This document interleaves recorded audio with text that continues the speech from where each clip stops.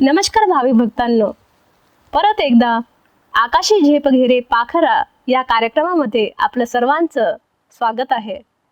तर आपला आजचा अभंग आहे, हरीच्या जागरणा जाता कारे नये मना, कोठे पाहशील तुटी आयुष्य वेचे फुकासाठी, ज्याशी तुझ गुंती ते तो मोकलिती अंती, तुका म्हणे बरा लाभ कोण तो विचारा. तर याच्याबद्दल मला 2 लाईन आठवल्या. वेळ फुकट जातो चिंता वादळ घालतो, वेळ फुकट जातो चिंता वादळ घालतो, हरीच जागरण हवे तेच जीवनाला सांभाळतो. खूपच छान प्रकारे आजचा आपला हा अभंग आहे. तर नेहमीप्रमाणे आपल्यासोबत बाळासाहेब भाईजी या अभंगाबद्दल चर्चा करण्यासाठी आलेले आहेत. चला तर आपण त्यांच्याच मुखातून या अभंगाचा अर्थ जाणून घेऊया. नमस्कार बाळासाहेब भाईजी. नमस्कार. तर बाळासाहेब भाईजी, आपले जे भाविक भक्त जे आपले एपिसोड पाहतात, तर त्यांनी काही प्रश्न तयार केलेले आहेत आणि मला प्रश्न पाठवलेले आहेत. त्यातील पहिला प्रश्न आहे, हरीच्या जागरणा जाता कारे नये मना, या ओळीतील प्रश्नांच्या मागे काय भावना आहे? तर वास्तविक खूप सुंदर हा प्रश्न आहे आणि वास्तविक लोकांच्या जीवनामध्ये महाराजांनी या अभंगामध्ये वर्णन केलेलं आहे की ज्या वेळेला आपण ईश्वराच्या समोर त्याच्या नामस्मरणासाठी बसलेला असतो, त्याच्या ध्यानासाठी बसलेलो असतो, तर त्यावेळेला आपलं मन त्याच्यामध्ये का लागत नाही, हा खूप सुंदर प्रश्न विचारलेला आहे. तर विशेषतः त्याकरता आपल्याला सर्वात प्रथम आत्मनिरीक्षण करणं गरजेचं आहे. जोपर्यंत आपण आपलं आत्मनिरीक्षण करत नाही तोपर्यंत आपलं मन हे ईश्वराकडे लागू शकत नाही. कारण आत्मनिरीक्षणामध्येच स्वतःच्या मनामध्ये काय चाललेलं आहे याचं आपण पहिलं चिंतन करतो. म्हणून जे काही आपले दर्शक ईश्वराची भक्ती करत असतील, विठ्ठलाची असो, दुसऱ्या कोणत्या कुलदैवताची भक्ती करत असो, परंतु ज्या वेळेला ते समोर बसतात त्यावेळेला त्यांचं मन त्याच्यावर लागत नाही. आणि ते मन लागण्यासाठी महाराजांनी इथं खूप सुंदर हा शब्द वापरलेला आहे की आपण आपलं स्वतःचं आत्मनिरीक्षण केल्यानंतर आपण आपलं परीक्षण करू शकतो, स्वतःचंच परीक्षण करू शकतो.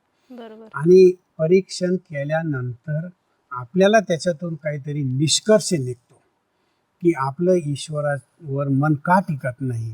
आणि ज्यावेळेला त्याची कारणं आपण आपल्या जीवनामध्ये शोधतो त्यावेळेला ईश्वराशी आपलं मन लागलं जातं. बरोबर, खूपच छान प्रकारे सांगितलेलं आहे तुम्ही या पहिल्या प्रश्नाचं उत्तर. आणि दुसरा प्रश्न आलेला आहे की कोठे पाहशील तुटे आयुष्य वेचे फुकासाठी, यातून कोणता जीवनविषयक संदेश दिला आहे?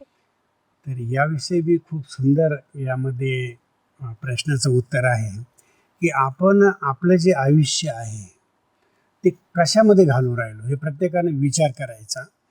आज प्रत्येकजण घर बनवणं, गाडी घेणं, संपत्ती एकत्र करणं यामध्ये आपलं आयुष्य आपण खर्च करू राहिलो, वेचू राहिलो म्हणजे खर्च करू राहिलो या ठिकाणी महाराज सांगतात. तर वास्तविक आपण आपलं जे आयुष्य आहे, जे आपल्याला बरोबर घेऊन जायचं आहे त्याकडे कोणाचंही लक्ष नाही. जे आपल्याला इथं सोडून जायचं आहे त्याच्याकडे सर्व आपला वेळ चालला आहे. हा खूप मोठा संदेश अभंगामध्ये महाराजांनी सांगितलेला आहे.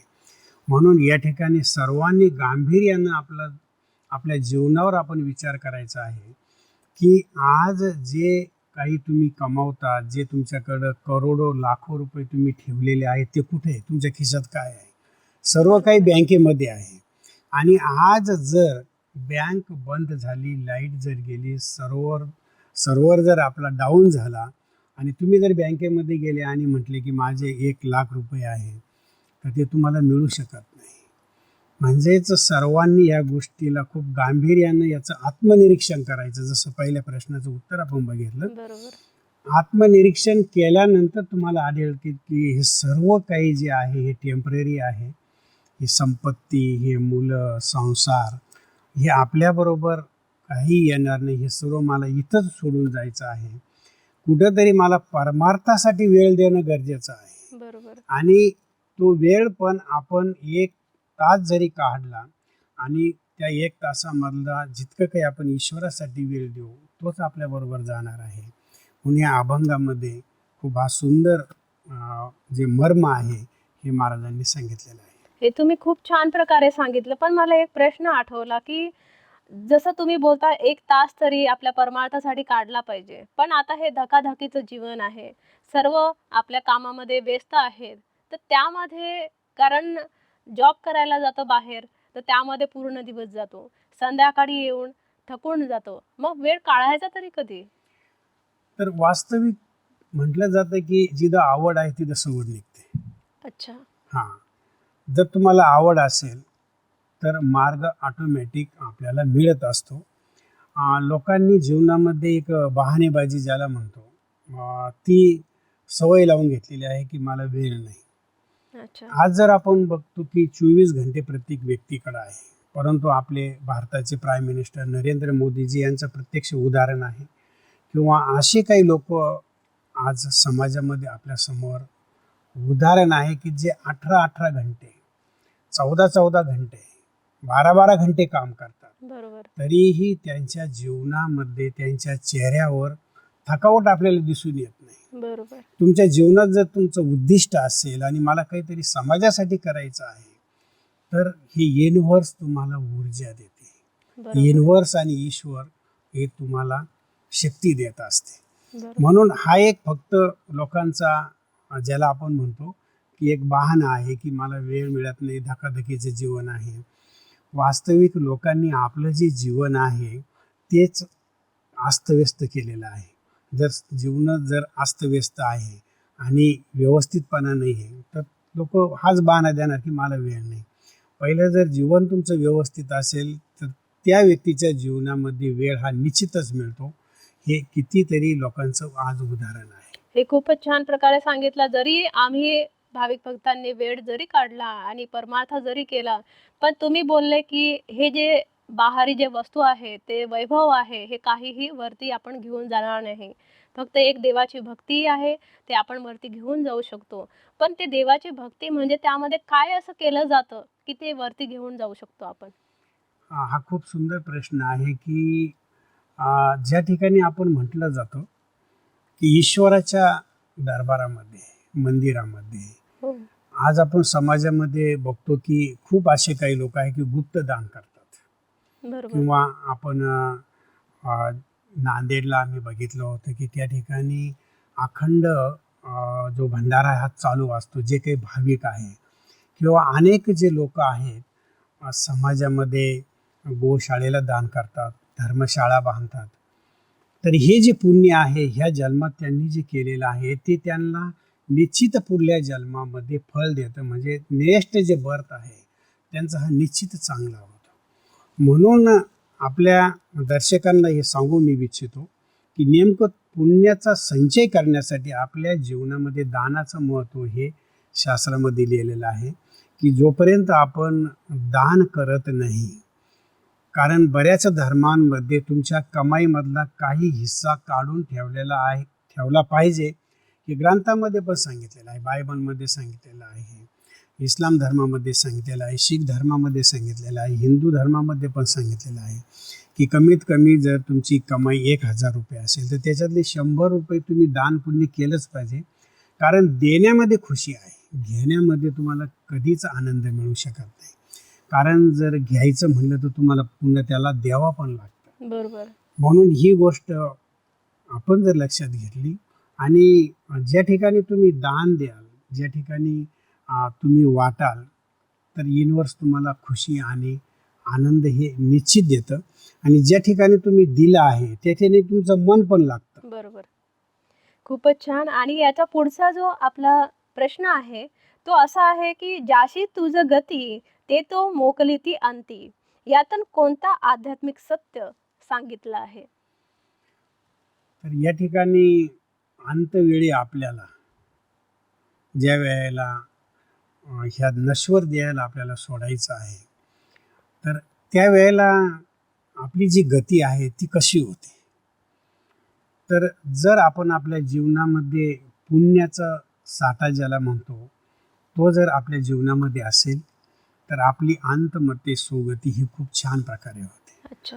आणि आपली अंतमते सोगती चांगली होण्यासाठी आपल्या जीवनामध्ये आपण जे काही फक्त या ठिकाणी मी दर्शकांना हे पण सांगू शकतो की इथं फक्त पैशाचीच गोष्ट आम्ही करत नाही की तुम्ही तुमच्या जवळचे जे पैसे आहे ते वाटून द्या असं आम्ही म्हणत नाही.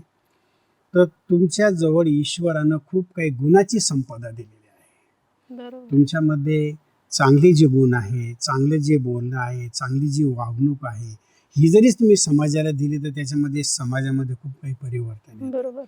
म्हणून आपण बघतो की एखादा जर चांगला व्यक्ती, गुणवान व्यक्ती या दुनियेतून लवकर जर निघून गेला तर लोक म्हणतात की अरे त्यांना अजून राहायला पाहिजे होतं, हा चांगला व्यक्ती होता. बरोबर. पण म्हणतात की मृत्यूनंतर आपले हे जे नाती गोती जे काही आहेत ते नंतर राहत नाही. हा, हे तर सत्य आहे. जर बरोबर. माझा देहच राहत नाही, ज्या वेळेला आत्मा या देहामधून निघून जाते, पिंजरा ज्या वेळेला खाली होतो, पंछी उडून जातो, त्यावेळेला इथले सर्व जे संबंध आहे ते संपले जातात आणि दुसरे संबंध दुसऱ्या नेक्स्ट जन्मामध्ये आईवडील बदलतात, सर्व काही त्याचे बदलतात, नवीन बरोबर. संबंध सुरू जसं ते म्हटलं जातं ना, आकाशी झेप घेरे पाखरा सोडी सोन्याचा पिंजरा. हे वास्तविक तेच आहे की बरोबर. आपल्याला इथले जे किती जरी सोन्याचे धागे असले, किती जरी चांगले जरी बरोबर. संबंधी असले, किती जरी ते प्रिय असले तरी शेवटी आपल्याला त्यांना सोडून जावंच जावंच लागतं. लागतं. म्हणून जोपर्यंत ते आहेत त्यांची आपल्याला किंमत ते जिवंत असतानाच कळायला हवं. हाजी. आणि लोकांना खूपच छान. त्याची की आहे तोपर्यंत त्याची किंमत कळत नाही. बरोबर. आणखी चौथा प्रश्न आपला आहे की तुका म्हणे बरा लाभ कोण तो विचारा, या ओळीचा अर्थ काय आहे? तर या ठिकाणी याचं जे आध्यात्मिक रहस्य आहे अभंगाचं खूप सुंदर महाराजांनी वर्णन केलेलं आहे की वास्तविक जीवनाचं जे मर्म आहे ते कशामध्ये आहे. या अभंगामध्ये सांगितलेलं आहे की हे जे वैभव आहे, ही जी प्रतिष्ठा आहे, हे नावाबरोबरच तुमची समाप्त होणारी आहे. एखादा वकील असो, एखादा इंजिनियर असो, एखादा करोडपती असो, परंतु जो आहे तोपर्यंत सर्वजण त्याचं नाव घेणार, परंतु ज्या दिवशी तो ह्या शरीरामधून आत्मा निघून जाईल त्याचबरोबर त्याचं नाव पण जाईल, कारण हे नाव शरीराचं होतं, तो काही नाव घेऊन आला नव्हता.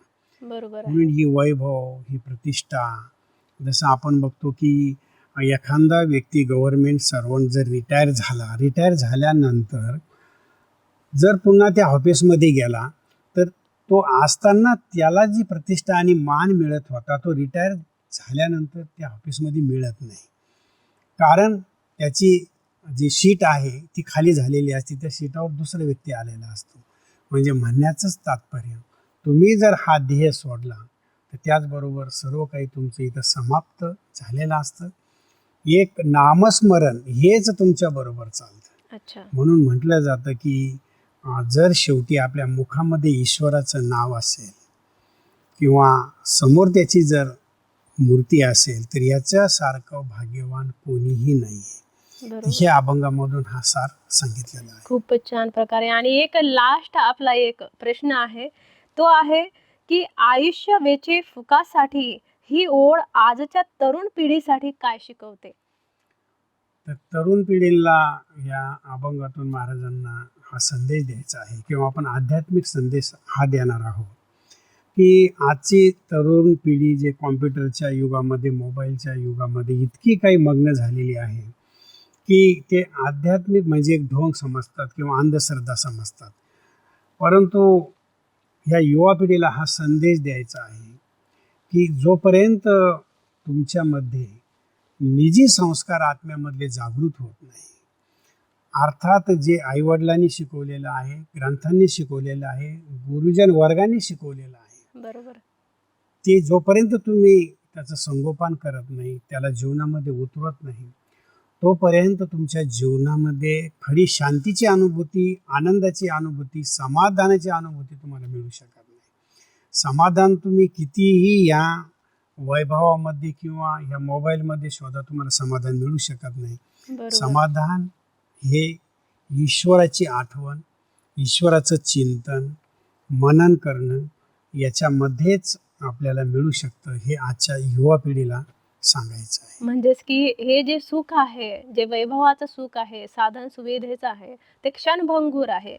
आणि काही आज वेळेपुरतं आहे. आज जे तणाव आहे, जितकी युवा पिढी तुम्हाला वाटते की पैसे आहे, बरोबर. सर्व काही आहे, मग तणाव का वाढलेला आहे? याचं हेच कारण आहे की तिथं ईश्वराची उपस्थितीच नाही आहे. जर तुमच्या बरोबर आहे. मनामध्ये ईश्वराचं नाव नाही आहे, तर मनाची त्याची शांती जी नाही. शांती नाही, तर त्याची जी बरोबर. जागा आहे ती आज ताण-तणाव, अनेक प्रकारचे जे आजार आहेत त्यांनी घेतलेले आहे. शरीर स्वस्थ नाही आहे, बरोबर. मन स्वस्थ नाही आहे आणि धन जर तुमचं 2 नंबरचं असेल, तर ते अजून अशांती पैदा करणारं आहे, अशांती. भीती पैदा करणारं आहे. बरोबर. म्हणजेच की जसं त्याला भीती असते, म्हणतात ना, झोपडीमध्ये राहणारा एक किसान, त्याला रात्रीला खूप शांत झोप येते.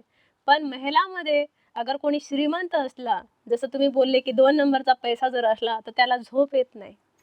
कारण आपण जर दुसऱ्यांना दुःख देऊन जर ती कमाई जर जमा केलेली आहे, तर त्याची जी एक आहा आहे, म्हणजे तळतळाट जो आहे गरीब बरोबर. लोकांचा, तो तुम्हाला कशी सुख आणि शांती देणार आहे? म्हणून बरोबर. म्हटलं जातं की कधीच गरीब लोकांचा तळतळाट घेऊ नका, कारण हा जो तळतळाट आहे, ज्या वेळेला आपल्या समोर तो येतो, त्यावेळेला म्हटलं जातं एखादा अणुबॉम्ब फुटला तर भयानक विनाश करतो. तसा लोकांचा जो तळतळाट आहे, हा तुम्हाला कधीच सुख शांती जीवनात देऊ शकत नाही. उलट तुम्हाला अशांतीच जीवनामध्ये निर्माण करतो. खूपच छान प्रकारे तुम्ही आपल्या या अभंगाबद्दल आम्हाला भाविक भक्तांना आणि आमचे जे प्रेक्षकांचे जे प्रश्न होते त्याबद्दल त्यांचं पण समाधान झालं असणार मी आशा करते. आणि तुम्ही इथे आलात आणि आमच्या प्रश्नांची उत्तरं खूप छान प्रकारे क्लिअर केलीत, त्याबद्दल तुमचे धन्यवाद. आपका भी बहुत बहुत धन्यवाद. तर भाविक भक्तांनो, आज आपण पाहिलं की खरंच तरुण पिढी हे मोबाईलमध्ये खूप गुरफटलेली आहे. पण यातून आपल्याला मनाची शांती भेटणार नाही. अगर मनाची शांती पाहिजेत असली, तर आपण जे नामस्मरण करतो त्यामध्येच आपल्याला खरी मनशांती भेटते. आणि अशाच नवीन प्रश्नांसह मी तुम्हाला भेटणार. तोपर्यंत धन्यवाद.